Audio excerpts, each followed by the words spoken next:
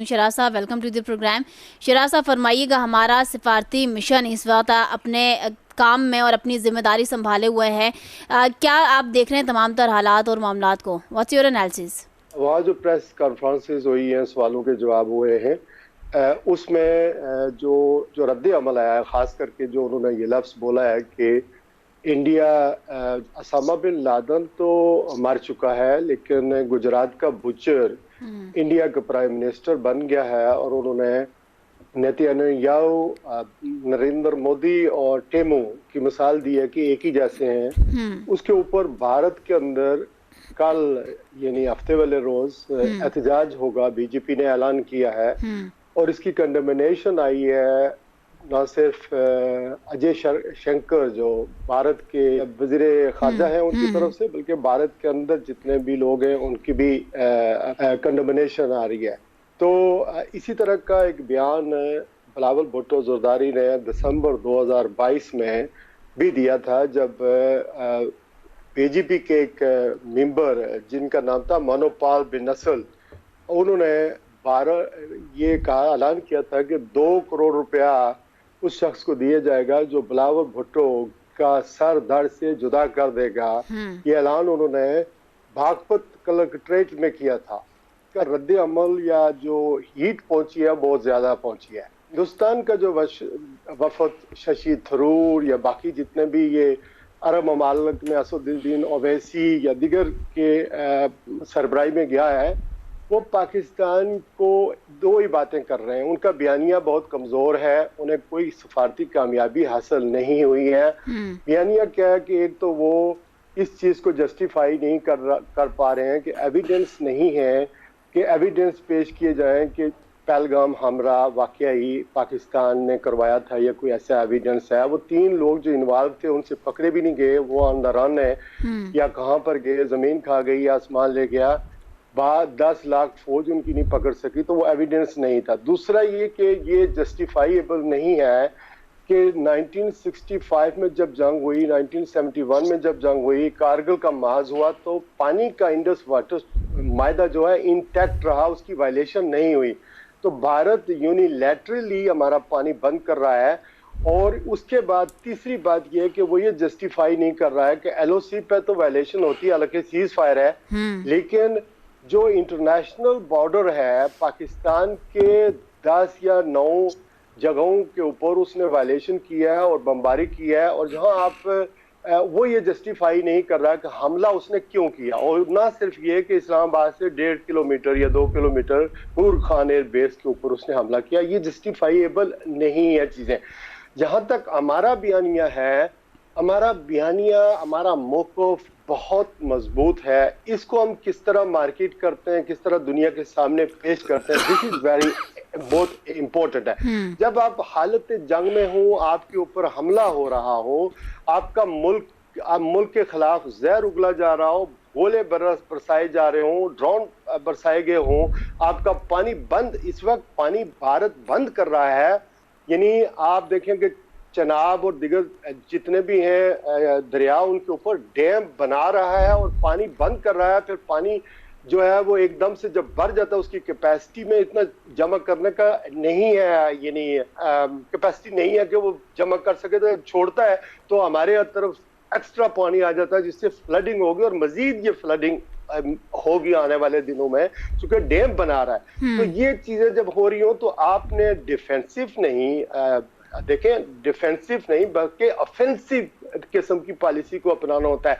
मुझे महवेश ये बताएं कि दुनिया में जितनी भी हमारी इज्जत हुई है वो इस वजह से हुई है कि हमने अपनी ताकत दिखाई है। और जब अनिल चौहान उनके डिफेंस के जो चीफ हैं वो ये कह रहे हैं कि हमारे जहाज ग्राउंड हो गए, हमारे 48 आवर्स तक हमारी जो फजाइया है वो उड़ नहीं सकी, यानी वो फ्लाई नहीं कर सकी, और पाकिस्तान ने हमारे मार गिराए हैं। तो जब आपने ये ताकत दिखाई है तो आपने ताकत से ये जो कुछ हासिल किया है, तो आपने ये कहना जी आपने पानी बंद किया हमारा, we are ready to attack India, this is our red line, जैसा कि DGISPR ने कहा था, this is our red line. बाकी ये कि कश्मीर का मसला तो हमारे दरमियान है ही और बहुत अरसे से है, वो तो पीछे रह गया। यहाँ इस वक्त पानी की हमारी मसाइल है। तीसरी बात ये कि हमें ये नहीं कहना चाहिए कि we ready to, prime minister साहब ठीक है, मोदी ये कहता है कि मेरे पास तुम्हारे लिए पाकिस्तानियों गोली है, लेकिन हम इंडिया के साथ डायलॉग करने की बात कर रहे हैं। अगर अमेरिका चाहता तो भारत तो 22 तारीख से तैयारी कर रहा था ना कि पाकिस्तान पर हमला करे। उनको पता था कि पाकिस्तान पर हमला करेगा, वो कह सकता था मत करना, लेकिन जब उनको ये पता चला कि पाकिस्तान ने तो ठीक ठाक मारा है और त्यारे मार गिराए हैं और अपना डिफेंस अपने आप मुल्क को किया है, उस वक्त क्रेडिट लेने के लिए डोनाल्ड ट्रंप साहब सामने आ गए। ये बात ठीक है, जब भी बात होगी पाकिस्तान और इंडिया के दरमियान, जब भी कोई मसाइल रिजॉल्व होंगे, this will happen through China, चूंकि चाइना ने एक इंटरनेशनल, याद रखिएगा इस नाम को, ये चूंकि बहुत जरूरी है, इंटरनेशनल ऑर्गेनाइजेशन ऑफ मीडिएशन, 80 ममालिक की तंजीम बनाई है जो हांगकांग के अंदर मौजूद है।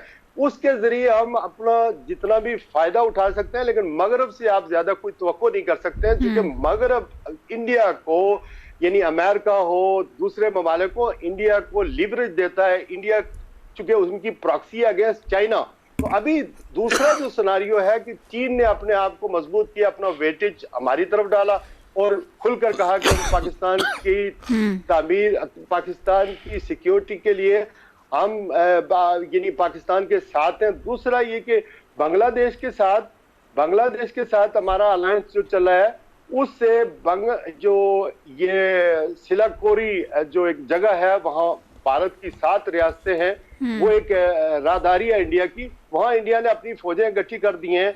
और तीसरी तरफ ये कि अफगानिस्तान या तालिबान के साथ हमारा जो मायदा कराया, या हमारी तरफ हमारा उनके साथ सुलह रहमी का मामला चल पड़े। चौथी तरफ ईरान है।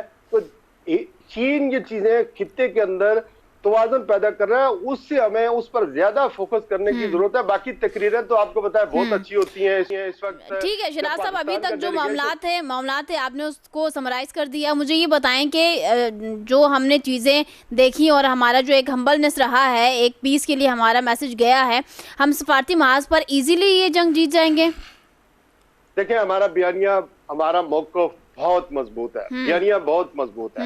हमारे पास हमारे ऊपर बॉम्बिंग हुई है, हमारे शहरों पर हमला हुआ है, इंटरनेशनल सतह पर हमारा पानी बंद हो रहा है। हमने तो जंग शुरू नहीं की, हम पहलगाम हमले में शामिल नहीं थे। और इंटेलिजेंस शेयरिंग उसी वक्त होती है जब, देखें, जो हमारी इंटेलिजेंस है या रॉ है, या वो आपस में उसी वक्त काम कर सकती है जो अपर लेवल पर हम दोनों मुल्कों के बायलैटरल ताल्लुकात हों। अब हमने शिमला माहिदा हमारे दरमियान था, हम उसको बायलैटरली चीजें हल कर रहे थे, हमने यूनिलैटरली उससे विथड्रॉ कर लिया। भारत ने इंडस ट्रीटी खत्म कर दिया। ये सफीर हैं आपस में एक दूसरे के मुल्कों के, वो भी हमने बुला लिए। मेरा ये ईमान है कि हम दो हमसाया मुल्क हैं, पाकिस्तान और हिंदुस्तान, हार्मनी में एक दूसरे के साथ रह सकते हैं, लेकिन जरूरी ये है कि इसके लिए हुकूमतों के दरमियान डायरेक्ट राब्ते हों।